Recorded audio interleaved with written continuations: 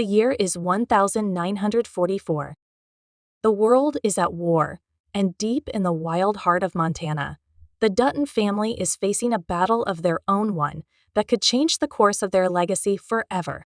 A secret leak has surfaced, revealing the explosive first episode of Yellowstone, 1944, and it's far more intense than anyone expected. This is not just another chapter in the Dutton story, rather, it is a storm that is just waiting to break out. Loyalty to family will be tested. Betrayals will cut deeper than bullets. Additionally, the land they have laboriously defended might not remain theirs for much longer. This is the beginning of the most dangerous fight in the Dutton family's history, and no one is safe. Yellowstone, 1944, Episode 1, opens not with action, but with silence, a chilling, almost peaceful silence that only exists just before everything falls apart. The Dutton Ranch has the same appearance: expansive skies, proud cattle, and solid family ties. But something is different. It is the year 1944. The war has stretched across every ocean and continent, and now its shadow has reached Montana. While young men march off to fight overseas, the battle for the Yellowstone Ranch has already begun right here at home. John Dutton, I once a boy trying to find his place in 1923, is now a man shaped by responsibility. Episode 1 shows him stepping up, not because he wants to, but because he has no other choice. His father, Jacob Dutton, still holds a presence, but time has weakened his grip. Everything the Duttons have constructed is being torn apart by aging, conflict, and change. John is caught between the old ways of his father and a new world that doesn't play by the same rules. The game has been altered by the war. Resources are limited. Ranch hands are disappearing, drafted, or dead. Due to wartime demands and ration books, the economy is failing. However, the war is not the only real threat. It's the people using it as cover. Outsiders with polished shoes and fake smiles, men with briefcases instead of rifles, and something sinister growing in the shadows are teased in Episode 1. They're not coming to take the land by force, they're planning to buy it out from under the Duttons. Quietly, legally, ruthlessly. These aren't obvious enemies. There are no open attacks. No gunfights on horseback. Instead, we hear whispers, see letters exchanged, deals made in smoke-filled rooms miles away. The Dutton family is unaware that they are being attacked, but viewers are. And that's where the tension builds. This is a slow burn with a dangerous heat where silence says more than any shout ever could. At the center of it all is John Dutton, I.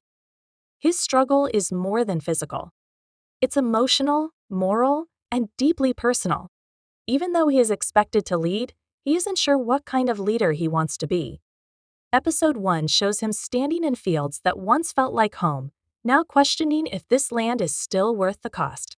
The ghosts of war, of family, of legacy, they're all crowding around him, waiting for him to choose, fight like his father, or adapt and risk losing who he is. Then comes Evelyn Dutton, John's cousin. Smart, sharp, and ambitious, she's not interested in waiting for men to save the family. She sees the threat coming and wants to face it head-on. But her way is different, more ruthless, more strategic. She is shown off in Episode 1 as a powerful character who is not afraid to defy tradition, or even John himself. From the very first scene, you can tell that they are at odds with each other. It's not just about the ranch, it's also about who will be in charge of its future. By the end of the first section of Episode 1, the ranch is still standing. The cattle still roam. The table is still where the family gathers. However, the gaps are growing.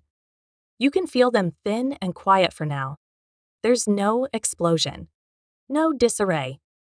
Just a rising tension in every word spoken, every glance exchanged. The feeling that something is about to break. And when it does, the Duttons won't just be fighting to protect their land. They'll be fighting to survive each other.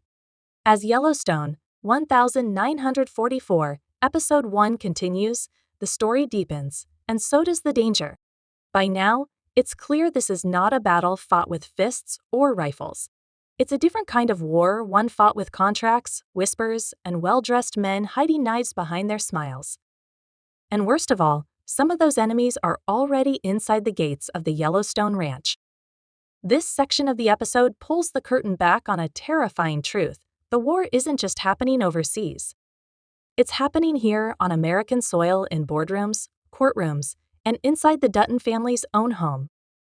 The battlefield may not look like Normandy or the Pacific, but the stakes feel just as high, maybe even higher.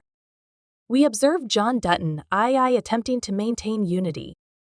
On the outside, he wears the face of a leader, calm, in control, determined. He is, however, unraveling inside. He feels the weight of every choice. Every choice feels like the wrong one. And the pressure only grows as outside threats creep closer. One of those threats comes dressed as a friend, Walter Blackwell. He enters the episode with charm, a handshake, and a story of his time in the military. He is composed, courteous, and even helpful, a veteran seeking a fresh start. But as the minutes pass, you start to feel something off, something underneath his polished exterior. He's watching too closely, excessively asking questions. He says the right things, but they don't quite hit the mark right. And then you realize Walter Blackwell didn't stumble onto the Yellowstone Ranch. He came with a purpose. Blackwell is a man with connections, powerful ones. He's not here to raise cattle. He's here to study the Duttons, to find their weaknesses and exploit them. He knows the land is valuable. And he knows that wartime chaos means opportunity for people like him. He's not pointing a gun, but what he's doing might be even more dangerous. He's playing the long game, quiet, strategic, deadly. However, Episode 1's true genius lies in the way it combines internal and external threats. Because while Blackwell works from the outside, cracks are forming within the Dutton family. Family members begin to doubt each other. Old resentments bubble to the surface. And for the first time, we see something more terrifying than any outside enemy: betrayal from within. Behind closed doors, there's conversation. Arguments not meant to be heard. Ranch hands who've been with the family for years suddenly acting differently, more cautious, more secretive. Some of them are sick and tired of struggling, of giving up, and of the Dutton name taking precedence over everything else. And slowly, it becomes clear not everyone wants to fight for the ranch. Some would rather cash out. These small betrayals are like sparks in dry grass, quiet at first, but dangerous. Deals are mentioned in passing. Whispers about selling parcels of land. Promises of quick money. And every whisper feels like a dagger in John Dutton's eyes back. But he can't show weakness. He knows that if he wavers, even for a second, the entire family legacy could collapse. Pressure builds. The silence between family members grows louder than any argument. The weight of tradition, war, and survival presses down on him until even the air around him feels thin. All the while, Evelyn Dutton is watching. She's smart enough to see the fault lines before anyone else, and she's not just watching, she's planning. She believes the old ways aren't working, that John is too loyal, too soft. She wants to protect the ranch, but in her own way, a colder way, one that could save the Dutton name or destroy it. What makes this part of the episode so powerful is the atmosphere. There are no massive explosions, no running gunfights, just quiet tension. Controlled chaos. The kind that makes your skin crawl because you know something is coming, you just don't know when. The Dutton Ranch is still standing, but the foundation is starting to rot. And what's worse, most of the family can't even see it yet. As Episode 1 moves toward its midpoint, one thing becomes terrifyingly clear: the Duttons aren't just fighting for their land. They're fighting to hold on to each other. And that battle might be the hardest one of all. When you're ready, I'll take us into Section 3, where secrets are exposed, alliances are tested, and the war begins to hit even closer to home. The second half of Yellowstone, 1944, Episode 1, hits like a slow burning fuse. Everything is quiet, too quiet. But underneath, the tension is thick enough to cut with a knife.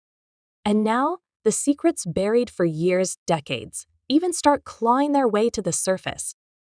we begin to see what the war has really done to the Dutton family. Not just economically, but emotionally.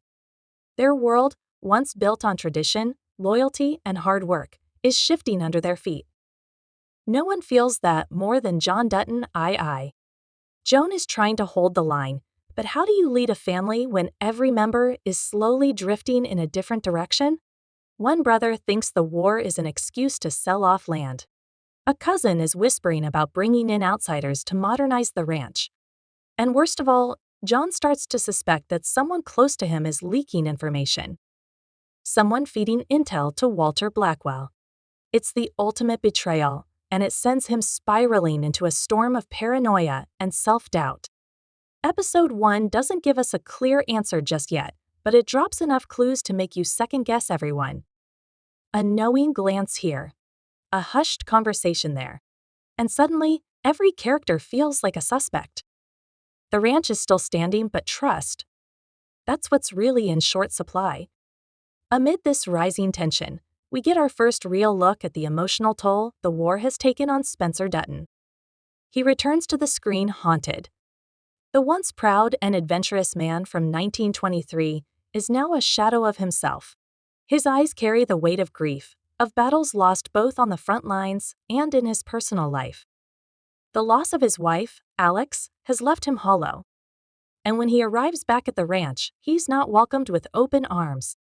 Instead, he's met with uncomfortable silence. Half the family sees him as a broken man, the other half as a threat to Joan's leadership. Spencer doesn't say much in this episode, but when he does, his words hit hard. There's bitterness in his voice, regret, and something darker. He doesn't trust the new faces on the ranch, especially not Blackwell. And he's not afraid to say it. But Joan doesn't want to hear it. In fact, their first conversation in years ends in a bitter argument. Spencer accuses Joan of being too proud, too blind to the dangers around them. And Joan fires back, saying Spencer abandoned the family when they needed him most. It's a brutal scene, two brothers, both grieving, both angry, both unable to reach each other. That moment tells you everything you need to know about where this story is heading. This is not just a family trying to protect their land. This is a family at war with itself. And every fracture, every wound, every unspoken resentment is now being dragged into the light.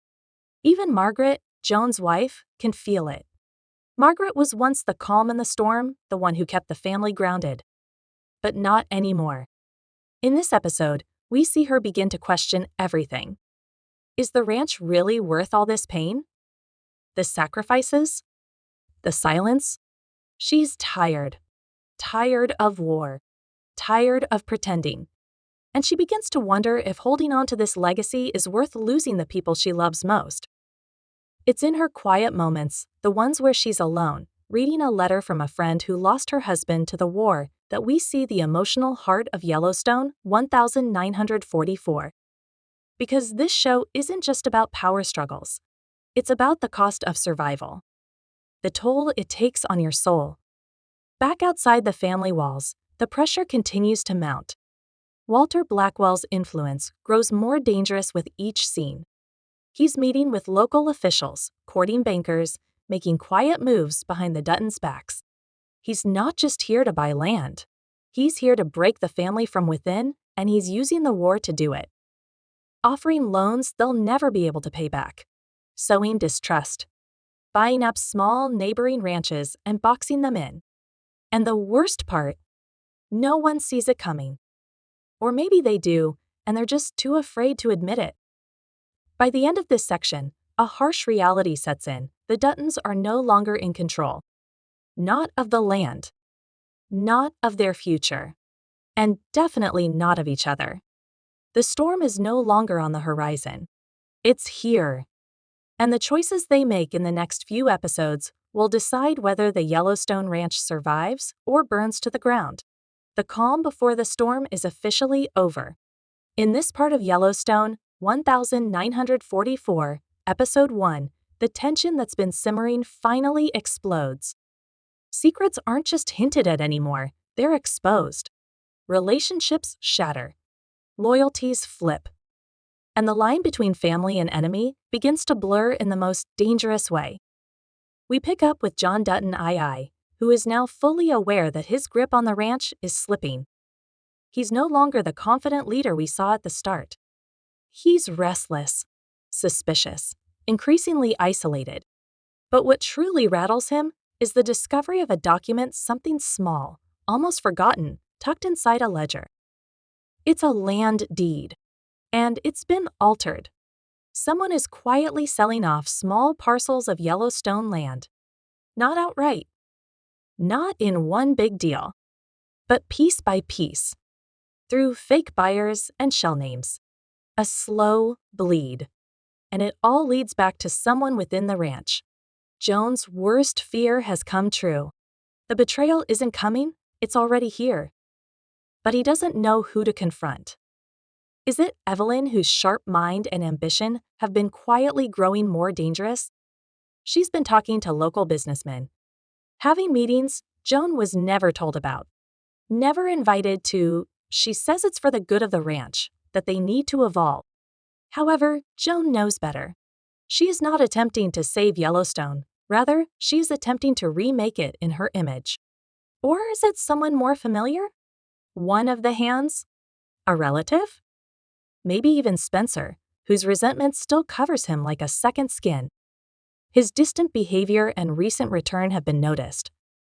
And though he's emotionally wrecked, there's something unsettling about how he watches everything, like he's waiting for the right moment to act. This is the point at which the paranoia really takes hold, and the episode does an excellent job of making you feel it as well. Every conversation feels like a test. Every glance posed a threat. You start to realize that, in Yellowstone, 1944, it's not the gunfights you should fear, it's the dinners, the family meetings, the polite handshakes that hide poisoned intentions. In the meantime, Walter Blackwell is no longer operating in the shadows. He makes his move, and it's bold. He approaches Joan with an offer, a full buyout, one that would clear the family's mounting debt, give them enough to live comfortably, and end the daily battle for survival. But Joan doesn't even blink. He turns it down and in doing so, declares war. Blackwell doesn't take the rejection personally. He smiles, shakes Joan's hand, and says, "I'll wait." That one moment, calm, measured, almost friendly, is one of the most chilling in the episode. Because you comprehend his meaning. He'll wait until the Duttons collapse under the weight of their own secrets. Until someone inside sells them out. The land is given to him until he no longer needs to take it. The message is clear. The attack won't come with guns. It'll come through banks, lawyers, family arguments, and patience. Back at the ranch, the cracks deepen. Margaret, who's tried for so long to hold things together, reaches a breaking point. She confronts Joan about the burden he is placing on them and how they have neglected to protect one another because they have been so focused on the land. Her voice is soft, but there's fury beneath it. She wants to leave. Take the kids. Find tranquility elsewhere.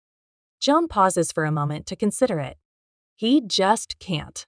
Because for him, the land isn't just property, it's identity. It is a duty. The only thing that has ever made sense is that, and that, in many ways, is the real tragedy of this episode. Joan isn't just fighting to protect Yellowstone from Blackwell or financial ruin. He's fighting to keep himself from disappearing, to demonstrate that his family's suffering was not in vain. Despite his resistance, Spencer finds himself drawn into the mess. A confrontation with one of the ranch hands, someone who's been secretly feeding info to Blackwell, turns violent. And suddenly, Spencer is forced to choose a side. He's not the man he used to be, but he still knows how to fight. And in that moment, something inside him reawakens. He might be broken, but he's not finished. This sparks a brutal moment of truth for the Duttons. They were too busy looking for bombs in the sky to notice the decay under their own feet. And here's where Episode 1 makes its biggest impact. It's not just about betrayal. It's about a quiet collapse that happens over years of unspoken pain, suppressed fears, and small compromises instead of one big event. The kind that sneaks up on you before you know it. The final minutes of this section deliver the emotional gut punch. A hidden letter is found. A farewell from a character who's decided they can't stay and fight anymore. It's a goodbye not just to the ranch, but to the Dutton name itself. And when Joan reads it, his face says everything. While the actual conflict is taking place within their hearts, the adversary may be outside their gates. In Section 5, we'll explore the aftermath of this emotional turning point, the ripple effects, the decisions made in the heat of pain, and the final cliffhanger that sets the stage for a war the Duttons may not survive. The Duttons are pushed to the edge in the final section of Yellowstone, 1944, Episode 1, where personal stakes meet the uncompromising pursuit of survival. As the war they never imagined takes shape here, everything they fought for their land, their family, and their future hangs in the balance. It begins with the letter's aftermath. When the camera slowly zooms in, John Dutton II is still holding the page despite shaking hands. As if trying to make sense of it, he reads it again. It's from one of his own, someone he trusted. And now that person is gone, leaving behind not just an emotional wound, but a strategic one. The Duttons are fractured, more than they realize, and the consequences of these betrayals are beginning to play out. Joan tries to keep his cool. His resolve hardens. His decisions become more precise and binding. He knows he can't afford weakness anymore. But the family is divided. Evelyn has already begun making moves on her own, quietly securing deals with outsiders, testing Joan's patience. She's convinced she's doing the right thing. But to Joan, she's nothing more than a threat. The episode captures their rising tension through the silence between them. The unsaid words speak louder than any argument could. As Joan's personal world continues to collapse, Walter Blackwell makes his move, unveiling a strategy that shows just how deep his connection to the ranch goes. He's been playing for a very long time, much longer than anyone anticipated. Blackwell has secured several assets hidden behind proxies and front companies. He is unlike any foe John has ever faced due to his wealth, connections, and strategy. But his greatest weapon isn't money or land, it's patience. Walter, a veteran of the war, is skilled at waiting for the right time to strike. And that moment is now. However, it's the Dutton women who emerge as the unsung heroes of this chapter. Margaret, in particular, begins to step into her power. The weight of Joan's silent decisions is breaking her, but she refuses to be a bystander. She starts gathering the women of the ranch wives, daughters, and even some of the ranch hands partners to create a network of support. They're no longer just caretakers. They're fighters. And as the men face their internal conflicts, the women form a quiet resistance. They take control, not arm themselves. They begin to gather intelligence, watching for any signs of Blackwell's influence or Evelyn's covert dealings. This leads to one of the most gripping moments of the episode. Evelyn is confronted by Margaret. Their conversation raw, unfiltered, and tense. What began as a quiet disagreement between two strong-willed women transforms into a battle for the soul of the Dutton family. Margaret is afraid not only of the ranch, but also of what they have become. And she's not afraid to speak her mind. Evelyn is forced to make a choice by her fiery and regretful words: either fully enter the world of power and deception, or remember the family she swore to protect. The clock is ticking. With every decision, the Duttons are running out of time to mend their relationships and safeguard their legacy. The land is more than just a piece of earth. It represents everything they've built. The ultimate question looms larger. Will the Duttons hold on to the ranch, or will they lose everything they've ever known? We are left with an unshakable sense of impending doom at the end of Episode 1. A quiet meeting takes place as John Dutton II gets ready for the inevitable fight. A clandestine conversation between Walter Blackwell and an unseen partner. The words exchanged are cryptic, but the meaning is clear. Blackwell isn't just after land. He's looking for something much more potent. The joy of the Duttons. Their stubbornness. Their aversion to change. That will be their undoing. Joan is alone on a hill and has a view of the ranch, the vast land that has been the focus of his family's existence for generations.